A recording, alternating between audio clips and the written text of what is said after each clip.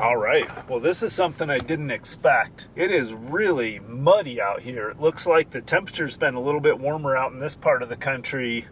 So now I'm kind of rethinking where I might be able to get to out here.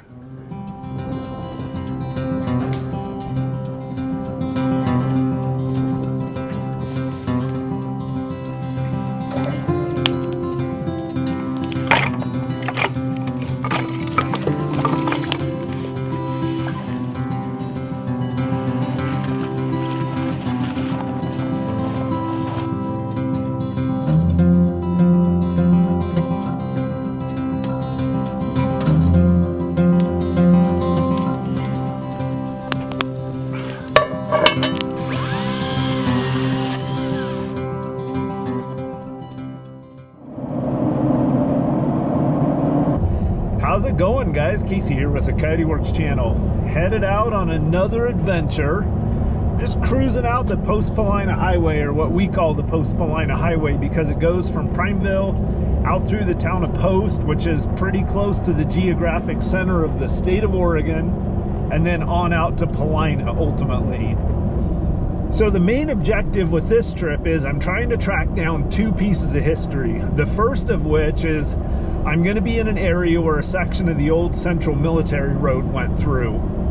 And the Central Military Road is one of the oldest kind of pioneer roads in Central Oregon here, or called the Pioneer Road anyway. And I'm going to talk to you guys a little bit more about the history behind it a little bit later, because it's a pretty interesting story.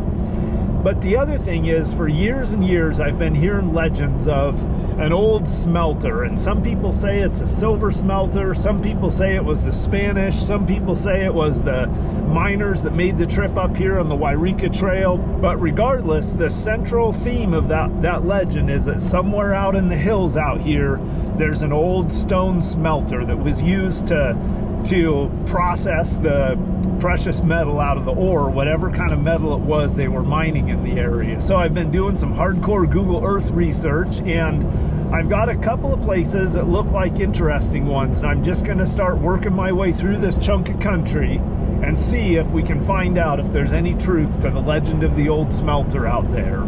And other than that, man, we're just going to have a good time. We'll have some of the usual camp cooking. I brought some things along. We're going to do a little bit more of the cowboy style, kind of simple camp cooking. At least tomorrow for breakfast, we'll do that. Tonight for dinner, I've got something a little different planned, a little something different than you guys have seen me cook before, but it's just another one of those real simple camp meals.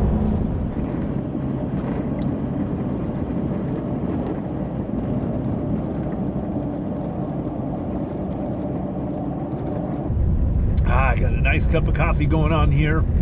So we'll see if we can find a piece of that Central Military Road, and we will see if we can. Oh, there's a couple of wild horses over there. Yeah, they're going to disappear before I can get a picture of them. Huh, gone with the wind. If any of you are interested in knowing roughly the piece of country where I'm at, find Camp Creek Road, just off of the Post Paulina Highway, or Highway 380.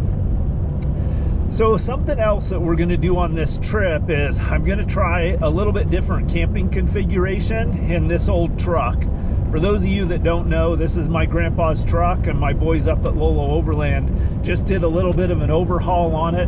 My grandpa died a couple of years ago, and he was kind of my inspiration all the way from when I was young for a lot of my interest in the outdoors. So when he died, I ended up with his old truck, and so now I'm carrying on Grandpa's tradition and getting this truck out in the backcountry again. But one thing I'm going to try on this trip is, the last couple of trips in this truck, I've camped with a ground tent, a Gazelle T4 to be exact. But this time we're going to try sleeping in the Softopper that we have on the back of this. And this will be the first time that I've camped like that out of this truck. It's definitely pretty windy out there. The temp's been dropping down to around 15 degrees or so at night, so it'll be a cold night, and we'll see how this goes sleeping in the back of the Softopper.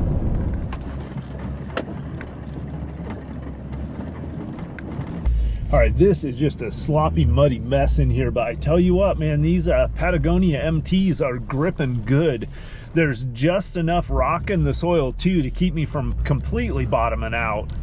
but this is definitely a little bit of a soupy disaster in here.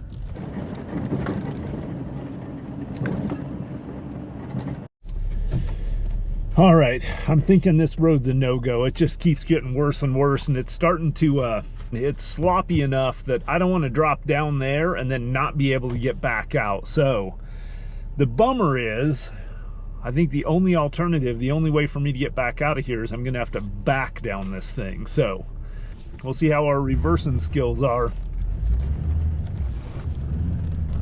Oh, what a sloppy mess. Oh, guys, this is like my least favorite kind of condition to be out in, when it's just this sloppy chocolate soup like this, man.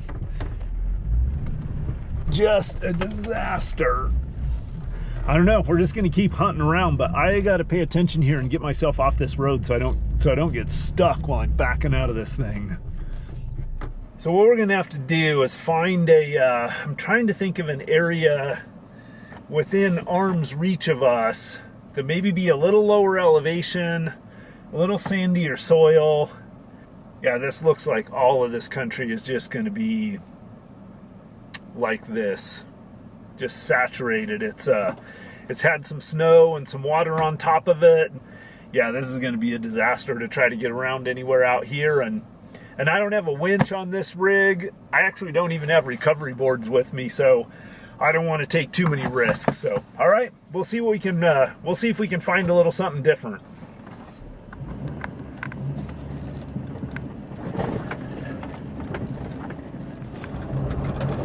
All right, well, we got back out to the main gravel road, and it's a disaster back there. So, I guess at this point we're just going to start covering some miles, cruising down this, kind of following these main roads until we get into a place that looks like we can get back off the road a ways. And we're still kind of going through that country. I'm hoping maybe if I loop around the south side of that area that I wanted to explore, that we'll still be able to get in there a little bit. But yeah, I don't really know. We'll just kind of have to see how she goes.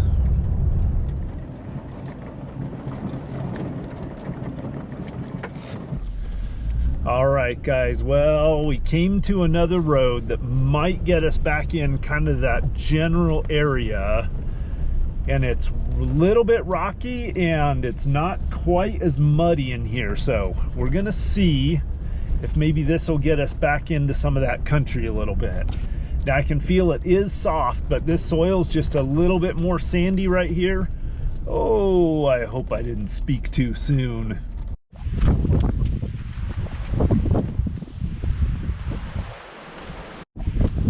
I don't know if you guys are even going to be able to hear this at all, but this wind is insane out here. So yeah, we got to find a place that's a little bit sheltered. Oh yeah, here's some old boards. All right, I thought this might be the potential spot of an old homestead. No cans, but I did just find a few old boards.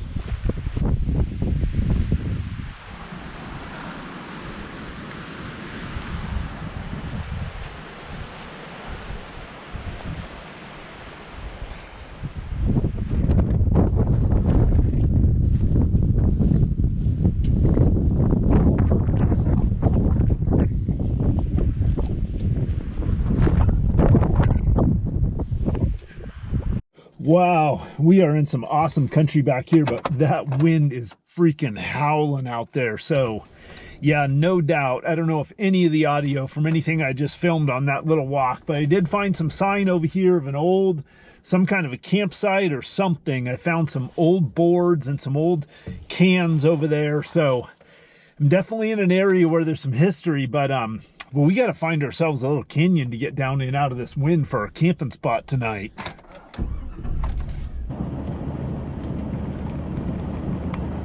The good news is there's quite a few trees in here and there's some good cover, so I'm hopeful that there may be a good place to camp somewhere down in here.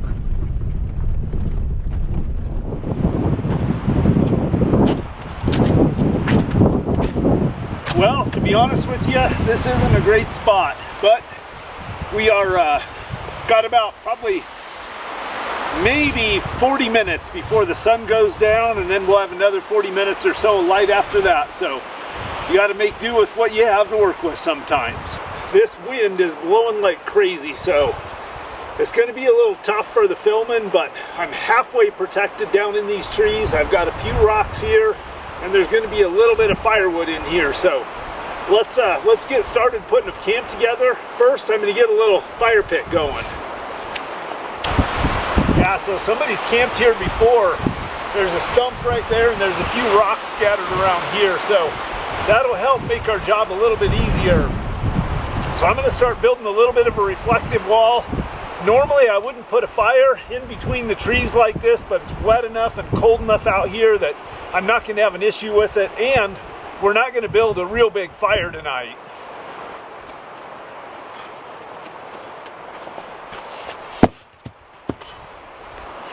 All right, well, it's not a really big one, but it'll have to work because that's about all the rocks I could scrounge up. So I'm going to pull some gear out of the truck now and set up my bed in the back of it and set up my table and chairs and stuff, and the camp's going to go up pretty quick.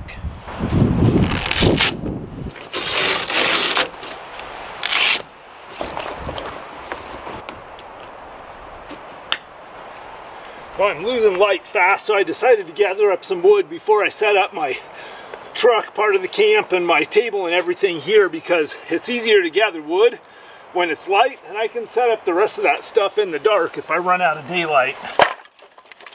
I'm also real quick going to trim any limbs that I might walk around and run into at night.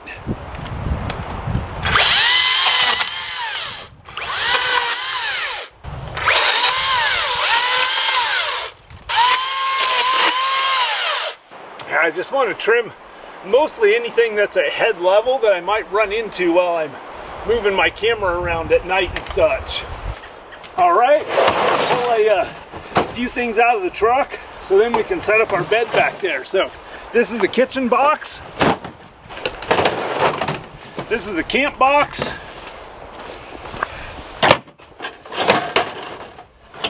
Table. I'm going to go ahead and set up this table, and one thing I really like about this is just how easy it is to set up.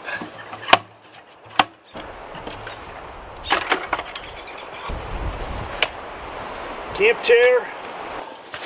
Alright, so setting up my bed's going to be pretty simple. I have my same bedroll that I use inside my ground tent, so this is my mattress pad, my sleeping bag and everything. So that's about a 3-inch pad. But since I don't have any kind of carpeting or anything inside the bed of my truck, I'm actually going to blow up just a little bit this thermarest and put it underneath my bedroll. If I'm going to sleep in my canopy on a regular basis, what I'll probably do is get a little bit thicker pad or lay down some padding, like maybe some 1/2 inch or 1 inch high density foam inside the bed, so there's a little bit more padding and a little bit more insulation in here. But for now, I've got this thermarest. I'll let this thing self-inflate a little bit, and if I need to, I can blow a couple of puffs of air into it too.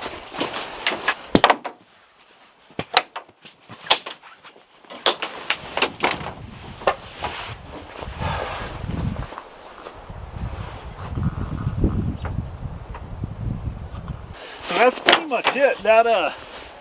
Oh yeah, I think that bed will be really comfortable. Hopefully I got the truck decently level, and I got another little pad right here, just a supplemental one that I'm going to slide on the side here just to give me some padding there for putting my knees on and stuff like that. Alright, well, my first little mistake of the trip is I brought my Covea Cupid heater. I was going to run it in there because I think this buddy heater will just be putting off way too much heat.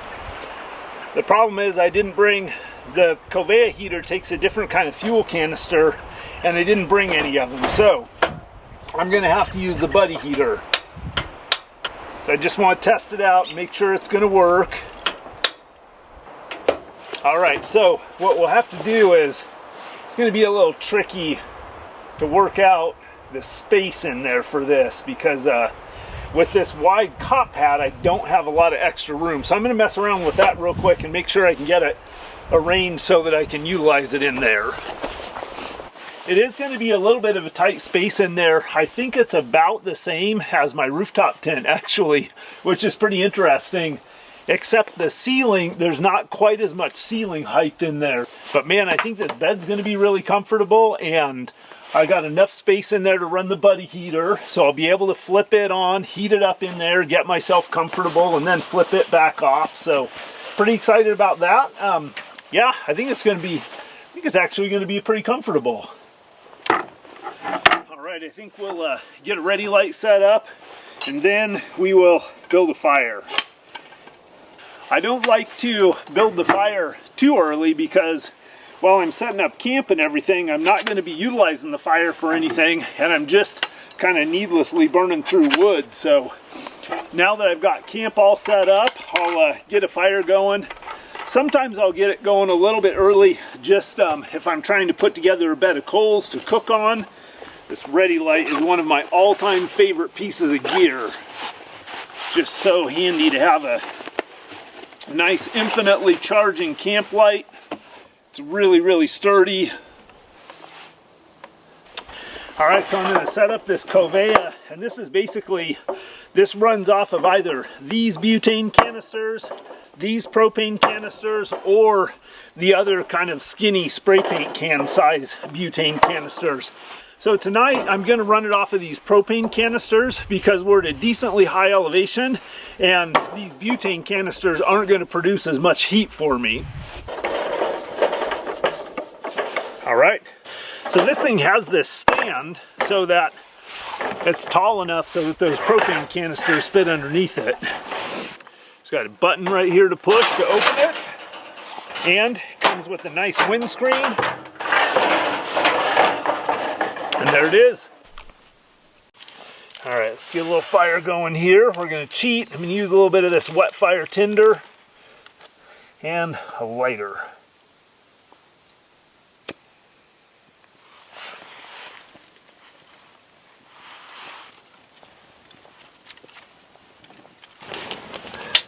All right here I've got my grill. I have it inside this canvas stuff sack just so it doesn't get the rest of my food box all dirty. And this isn't an expensive grill or anything. This is just, God, I think I got it at Bi-Mart like years ago, but it's just a nice size for one person cooking over the fire. So I've got it set up, and yeah, that's that. I'll just get a little coals going down, then we'll start to get our dinner going. Real simple dinner tonight. I've got some Bertolli's Alfredo sauce. I've got some 4 cheese ravioli and 4 cheese and spinach ravioli. And I've got some sweet Italian sausage meatballs right here. So I'm basically just going to grill the meatballs up in my carbon steel skillet.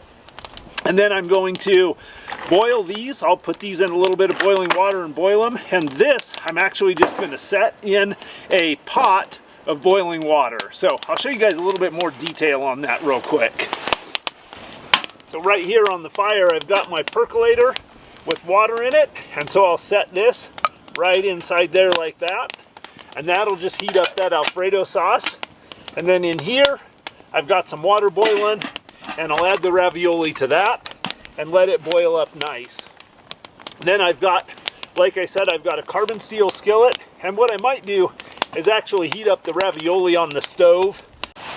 All right, well, I've got my dinner kind of preheating over there, and for the first time I'm just going to kick back and relax a little bit, get myself hydrated. Now, I know it sounds cliche, but that is one thing out here. Even when it's cold and windy like this, you still need to hydrate.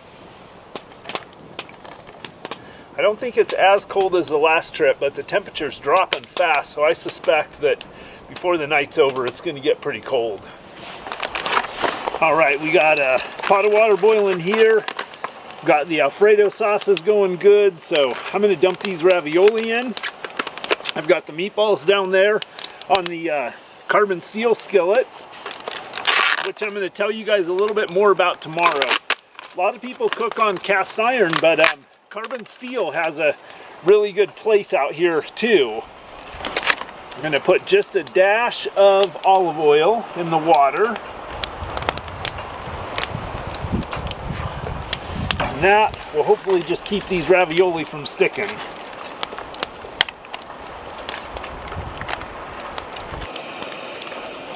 Okay, we'll bring that back up to a boil, and in no time we should have some hot ravioli.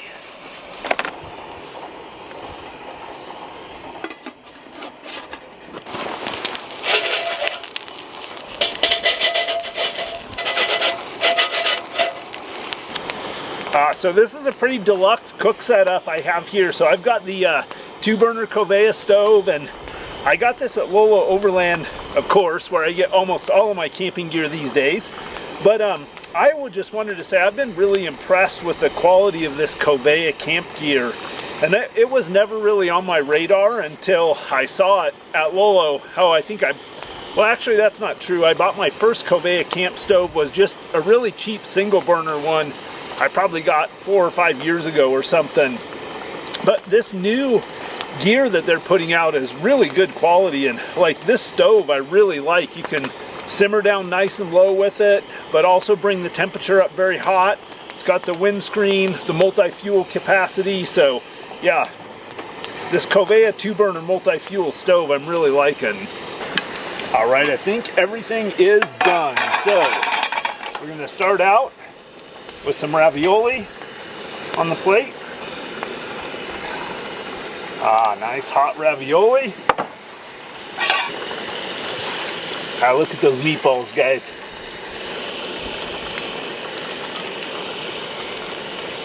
Oh yeah, I think that's gonna be amazing.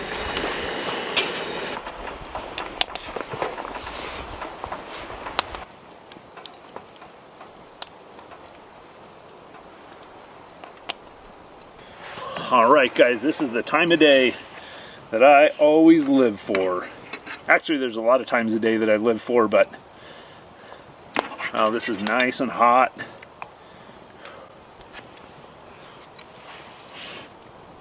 Wow, that's really good. You really can't get much better than that.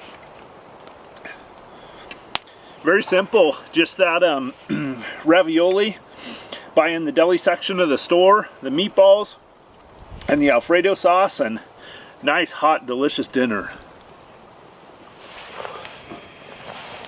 Oh man, what a great day, guys. I just finished doing the dishes, buttoning everything up, getting it all set up so it's good for the night, and I was sitting here thinking about how nice it is to hang out around the fire with all you guys. And so at this point, I just want to thank all of you and take a minute to recognize those folks that have contributed directly to my channel by clicking on the PayPal donate link in the description down below.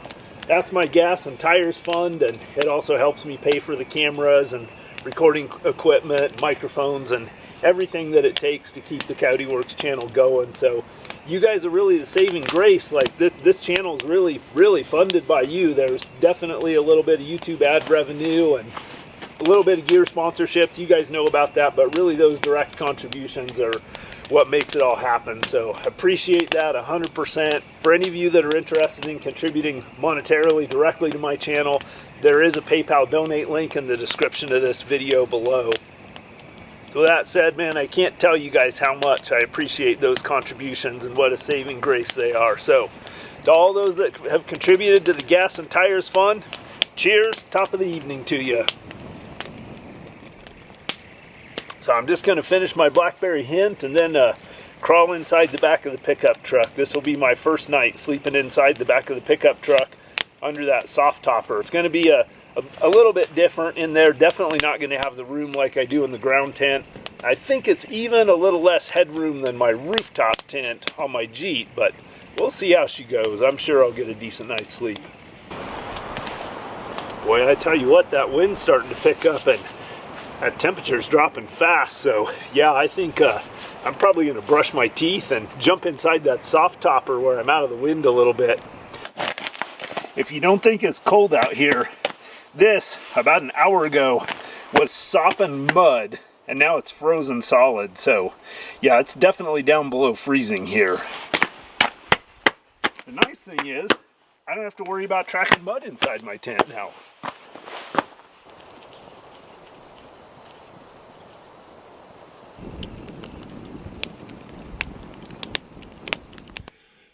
All right, well, it's a little snug in here. I should have one thing that I need to bring in here is some kind of a little bag or pouch that I can hang from one of these racks and will give me a place to put stuff. So that's the first thing I realized, is other than just setting stuff on the floor, I don't really have any place to put things. Other than that, it's I think it's going to be pretty comfortable in here. The thermarest underneath my cot pad is going to be really nice. That buddy heater is making it really toasty in here. I'll probably have to shut that thing off pretty soon. Oh, that feels so good. More than anything, it's about washing the campfire smoke off. I always feel like I sleep so much better if I clean off and freshen up a little bit. All right, so here's a tip for you guys for sleeping a little bit warmer at night when it's really cold, especially when it's well down below freezing like it is tonight. A lot of times what happens is your face gets cold, and your tendency is to put your face down inside your sleeping bag to keep it warm. I don't like to do that, because once I put my head inside my sleeping bag, I start breathing all of that moist air inside my sleeping bag, and it tends to then make the rest of me clammy, and it makes it harder to stay warm. So what I do is I put on a Scully, and then I use a face mask. Puts just a little bit of fabric over my nose and my mouth and my cheeks, keeps them nice and warm. So between the Scully and the mask, I keep my face nice and warm, and I don't have to put it underneath my sleeping bag. That way I'm not getting moist warm air inside my sleeping bag. Wow, that wind's really blowing out there. I was just lounging here reading a little bit. Very, very comfortable in here, man. This is pretty deluxe. I'm looking forward to sleeping good, listening to the wind. I actually really enjoy listening to the wind at night going to sleep. Haven't heard any of my Coyote brothers though. So anyway, guys, I'm out of here for tonight. That's all for this one. Coyote Works out. I'll see you guys in the morning for coffee.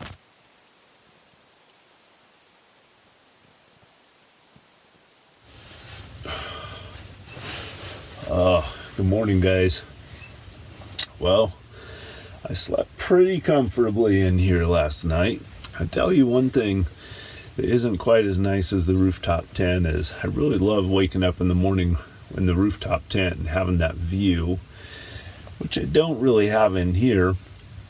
But having said that, it is pretty comfortable in here, and got a little bit chilly towards the morning. Turn the buddy heater on, and takes a couple of minutes for it to heat it up in here. I don't know how cold it is outside, but I'm guessing it's pretty cold. Head out there, get a fire going, get some breakfast cooking, and all right. Well, it is crazy cold this morning. I kind of lounged in the topper until the sun started coming up, but whoa, that sun's not taking the chill off the air very quick. But we're gonna get us a fire going, have a little bit more coffee, kind of get our day going here. Even when it's small, the heat from that fire sure feels good. Yeah, it is cold out here this morning, but man, it is just beautiful with that sun rising up over there. Yeah, really pretty little spot in here.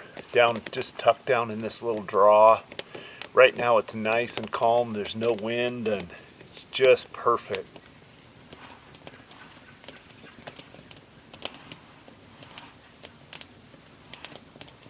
Coffee pot's frozen. Not solid though, so I think it'll thaw out pretty quick.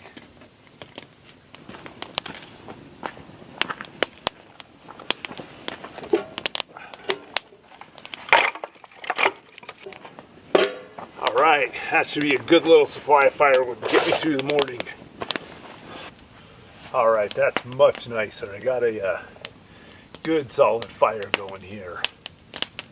Yeah, so camping in the Softopper. Well, I think with a little bit of refinement and the right bedroll setup, that's going to probably be the easiest, fastest setup for camping in the truck. So now, the thing about that Softopper is it doesn't have screens or windows that you can unzip with screens in it. So, like, I don't know how good it's going to be in the summertime, because you're going to want a lot of cross ventilation, but there's no way to cross ventilate that without letting like mosquitoes and bugs and stuff in. So So it may not be a great solution for like the early spring when there's a lot of bugs, but I think for the wintertime, the fall, the early spring, I think that's going to be a pretty good setup. I still like running the ground tent is kind of the ultimate camp comfort setup when I'm going to be in camp for a while longer. Here on this particular trip, you know, I rolled in pretty close to dark last night, and I'll be rolling out of here probably in the next hour or two this morning, so not spending a lot of time in camp, so it's a much better setup for that. All right, we're going to heat this coffee pot up. Have us a cup of hot coffee.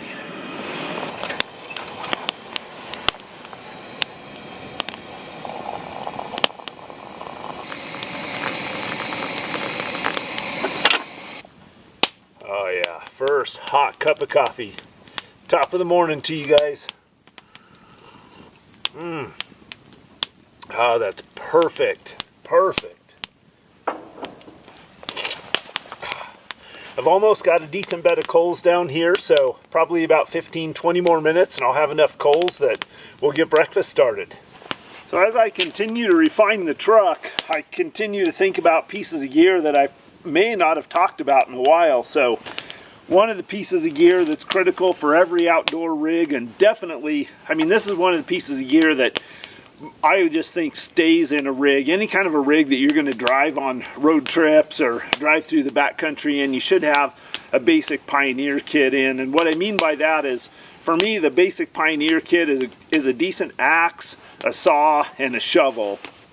And this is, I actually bought this axe just specifically for this truck. It's not a real expensive one. It's a Snow and Neely, but it is made in the USA. This is what they call a Hudson's Bay axe. And it's nice and light. It has about a 24, no, it's less than that. Maybe about a 21-inch handle or so. And I'm guessing about a 1 3/4 pound head on it.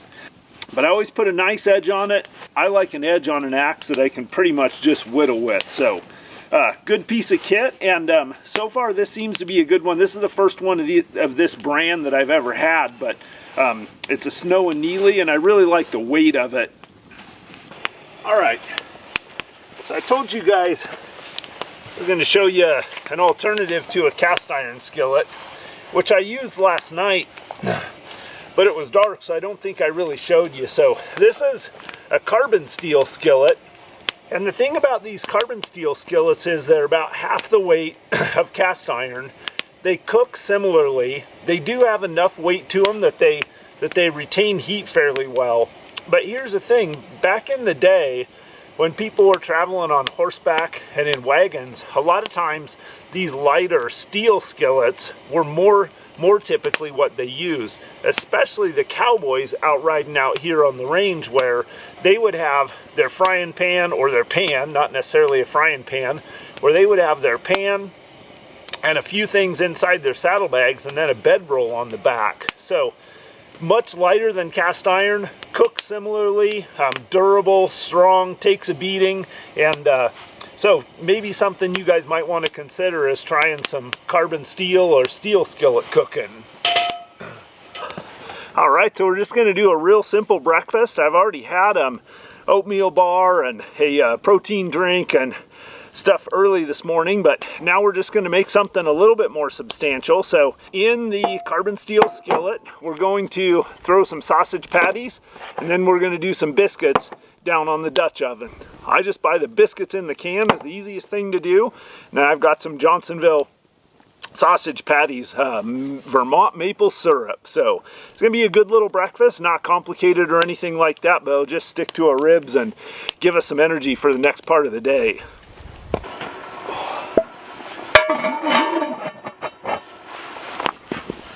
All right, we've had the pan down here warming up. Now we're going to put the biscuits in. Oh yeah, that's going to be perfect.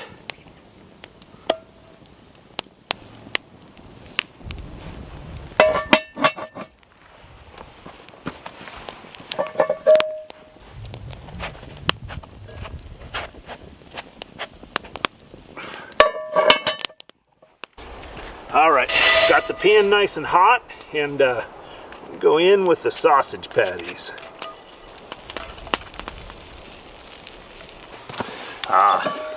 Check out these biscuits, guys.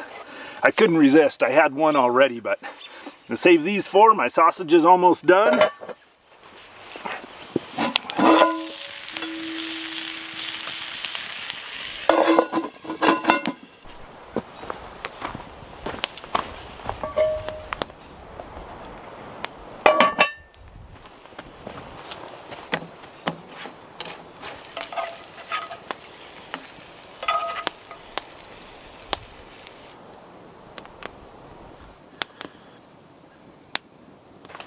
All right, guys, breakfast is served. What I'm gonna do is open up this biscuit, drop one of those sausage patties in there, and have me a little breakfast sandwich. That's fantastic. And along with it, I'm gonna have one of these juices. This one happens to be a Naked brand. I actually like the Odwalla better, but these are basically just pureed fruit. So, gives me those vitamins, minerals to go with my stick to your ribs sausage and biscuits. So I had a good breakfast and I'm just cleaning up my dishes. So for these carbon steel skillets, I basically just clean them up the same way I do cast iron. The final touch is I just wipe them down with a very, very light coating of olive oil, just until the surface is kind of shiny like that. And that just keeps them from rusting or anything. And then when I put these things away in my cook box, I put them inside these canvas bags. It's kind of a new thing I started doing, putting them in these light cotton canvas bags, but it just keeps them from getting any of that little bit of oil residue on anything else in my cook kit. It also pads them against each other so they don't rattle against each other and scratch. So a couple of things there, but I really like stuffing them in those bags. This is my kitchen box, and that's my camp box over there, and those are really the two boxes that pretty much have my entire camp in them. So I'm just packing up my kitchen box, and yeah, we'll probably be out of here in about 10 minutes or so. Just kind of knock the big stuff off my camp grill and slide it inside its canvas bag. Again, just so it doesn't get other stuff dirty. Look at that.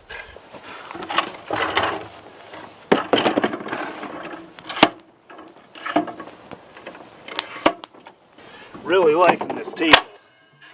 Look, that's it. It's packed up.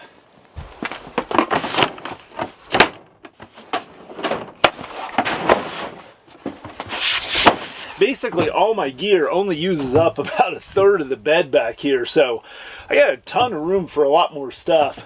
Something else is I wanted to show you guys is I always do tie my load down back here, and that just keeps it from rattling around and vibrating while I'm driving around on these rough roads, and I don't have to listen to it the whole time. So when I was sleeping in this Softopper and running the heater, what I had to do was I had to make sure I had a little bit of ventilation. So what I did was I unsnapped these side snaps right here, and then what I was able to do is I just actually put the handle of my GoPro in here, and that allowed me to let a little cross ventilation. So I did a little bit on this side and a little bit on the other side. Since these things aren't really made with like a tent where they have zip open panels and screens or mesh and things like that, you've got to kind of improvise. Check this out, look at all my tracks in here. This is how muddy it was yesterday when I came into this spot. And right now it's still a little bit frozen, but out here where the sun's hitting it, it's starting to thaw.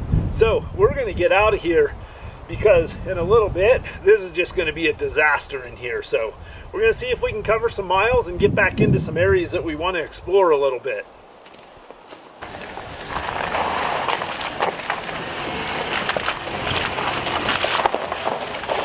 All right, well, we are on the trail again, and I've got a little bit of technical difficulties this morning. I think my GoPro got too cold, so my GoPro battery is completely dead. So trying to film with my iPhone while I'm driving. Oh, I thought I saw a can there.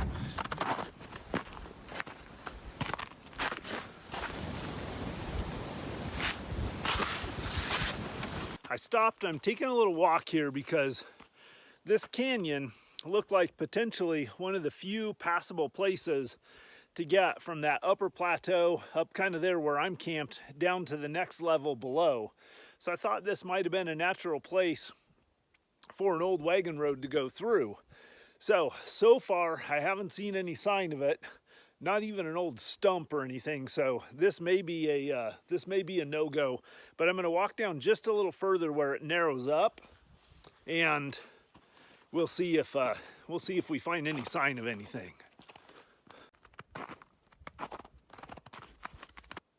Cool rock formations, and yeah, nice little canyon.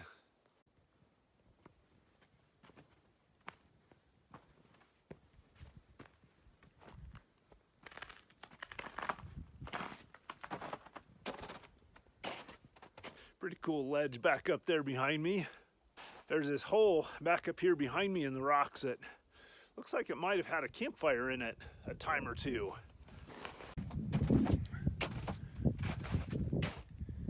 And while I hadn't found any sign of that old wagon road, I just had a feeling that I was close to some old history. I could see some country down around the mouth of the canyon where the canyon opened up that looked like it might be the ideal spot for either a homestead or at least, if nothing else, maybe a cow camp. And sure enough. All right, we might be onto something here, guys.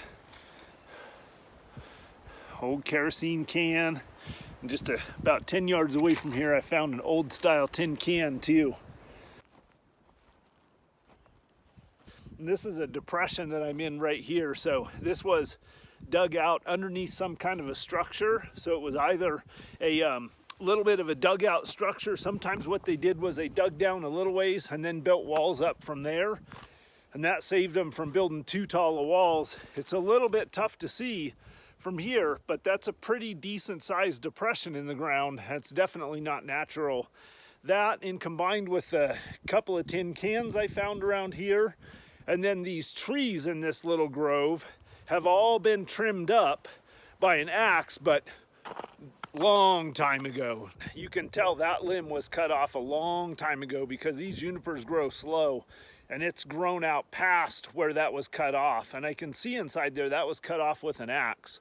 So that, combined with the cans in here, there was definitely something here. Some kind of occupation. Might have been just a simple little homesteader's dugout that was just used temporarily until they starved out, or it could have been something a little more substantial.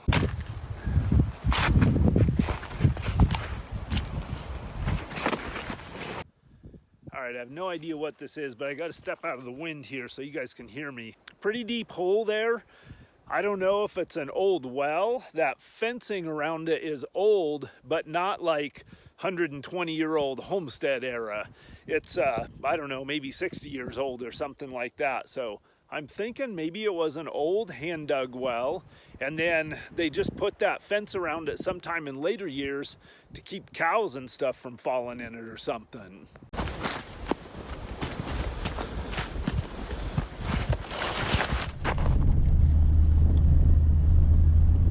All right, guys, well, it is getting terribly windy out there again, so gone on a couple of little walks, explored a couple of little spots, and the wind just keeps kicking up higher and higher, and now the temperature is getting warm and I'm getting at a lower elevation, so everything's just kind of a sloppy mess out there. So I'm actually kind of slowly working my way down into a completely different basin. We'll see if the conditions are any different down there. If nothing else, I think there's going to be some pretty cool scenery down there that I'd like to fly with my drone to kind of recon a little bit. The scenery out here is just absolutely incredible, even though this is, by some accounts, this is kind of the ugliest time of year to be out in this country, but it's still just breathtakingly beautiful. And we're getting into an area where there's a bunch of fossil formations and just some amazing landscape out here. I think we're on our last little leg home. I wanted to tell you guys how much I enjoy having you all along with me. Well, like a lot of the adventures this time of year, this one didn't go exactly how I planned, but I still had a really good time out there, and hopefully you guys enjoyed coming along with me. Want to get home in time to grab a shower, wash off the truck, and be all ready for the 6 o'clock p.m. Sunday night Camp Talk Live that I do every week on my YouTube channel. Just want you guys to know how much I appreciate your support. I look forward to your comments, your questions, but more than anything, I just look forward to seeing you on the next adventure. So until then, Coyote Works, out.